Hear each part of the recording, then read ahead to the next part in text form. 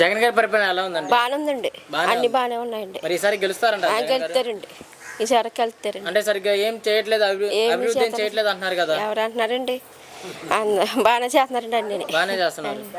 మరి ఖచ్చితంగా ఓడిస్తామని పవన్ కళ్యాణ్ గారు అంటున్నారు కదా, గెలుస్తారంటారా మరి జగన్ గారు? గెలుస్తారు. ఈ సంక్షేమ పథకాలు పెట్టారు కదా, మరి వాటి వల్ల ఏమైనా ఉపయోగాలు ఉన్నాయా మీకు? ఏమి లేవు. సంక్షేమ పథకాల వల్ల ఏమి లేవా? అంటే మీ ఇంటికి అలాంటివి ఏమి రావట్లేదు సంక్షేమ పథకాలు?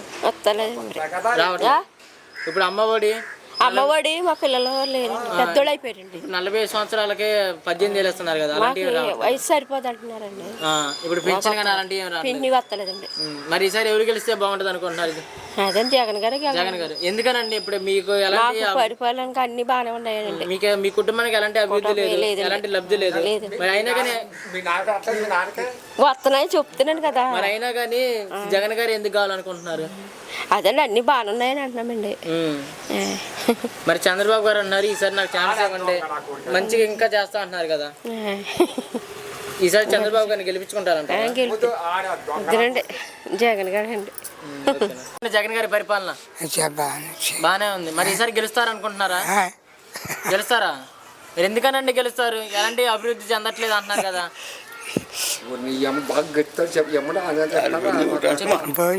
మాకు ఆయన పెట్టినాడు, అన్ని చేస్తున్నాడు, ఆయన చేస్తున్నాడు ఇప్పుడు బట్టికి. మరి చంద్రబాబు గారు కూడా ఒక ఛాన్స్ ఇవ్వండి అంటున్నారు కదా, ఎందుకంటే ఎక్కువ మంచిగా చూసుకుంటా అంటున్నారు కదా. మరి వాలంటీర్ వ్యవస్థ ఎలా ఉందండి? వాలంటీర్లు చాలా బాగుంది. వాలంటీర్ బాగానే ఉంది. లంచాలు తీసుకుంటున్నారు, నిజమేనా? లంచాలు దగ్గర ఎక్కడ తీసుకో దౌర్జన్యం చేస్తున్నారంట. అదేం లేదండి అసలు. మనం మామూలుగా తీసుకున్నది అంతే తప్ప లంచాల కించాలు ఏం తీసుకున్నాం. మరి చంద్రబాబు గారు పవన్ కళ్యాణ్ కలిసి పోటీ చేస్తున్నారు కదా, జగన్ గారు భయపడతారు అనుకుంటున్నారా? జగన్ గారు భయపడతారు అనుకున్నారు వాళ్ళిద్దరిని చూసి? జగన్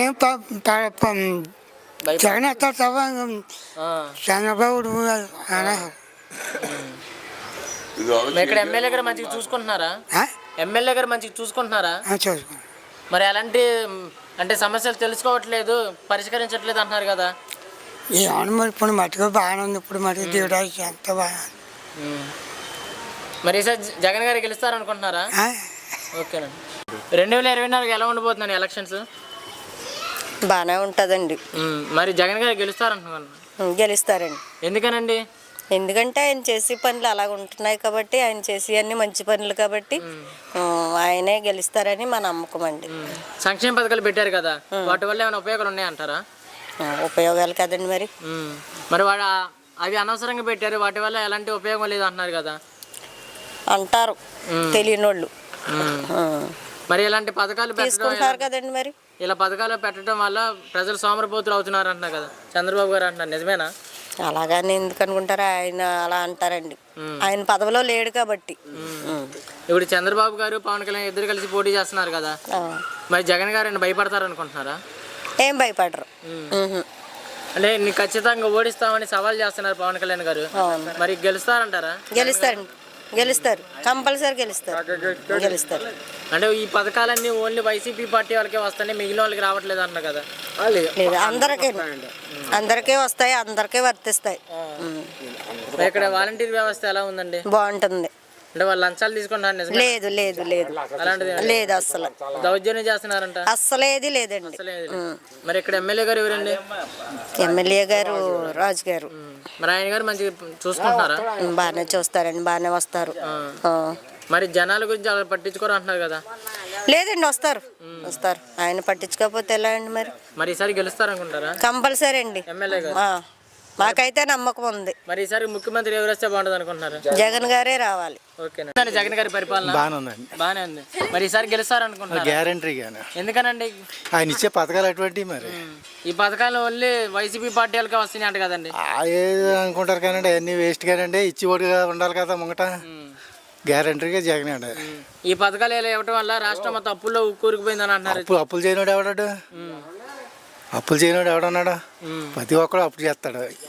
ఒక చిన్న ఇల్లు ఉందంటే ఆ చిన్న ఇల్లుకి అప్పులు ఆడుకుంటాయి, లోకం ఉంటుంది. ఇప్పుడు ఇల్లు ఇచ్చాడు లోకం, అన్ని పథకాలన్నీ బాగానే ఉన్నాయి.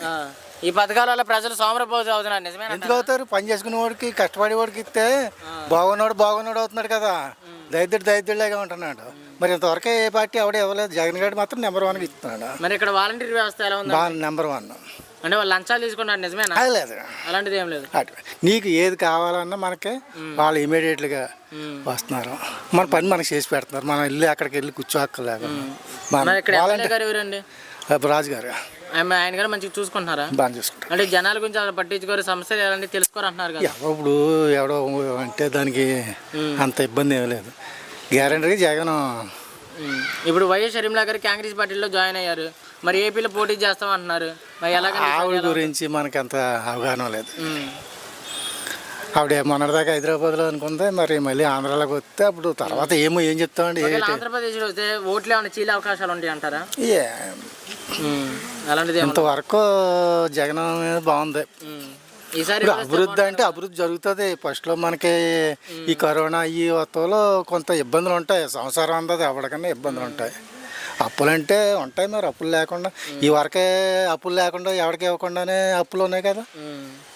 ఇప్పుడు ఈ వరకే ఈ పథకాలు ఎవరికి ప్రతి ఒక్కళ్ళకి 18-40 సంవత్సరాలు 45 వాళ్ళకి ఈ చేతి వృత్తులు చేసుకునే వాళ్ళకి 15,000 ఇస్తున్నాడు. ఏదో దానికి మనకి ఇంచుమించు చేయనవుతుగా. ఇప్పుడు ఆయన 10,000 ఇచ్చాడు అనుకో, 3 ట్రిప్పులు వేసాడు 30,000. 30,000 దేనికో దానికి కలుతుంది కదా. అంత ముంగట ఎవరికి ఇవ్వలేదు కదా. ఎవరికైనా ఇచ్చారు.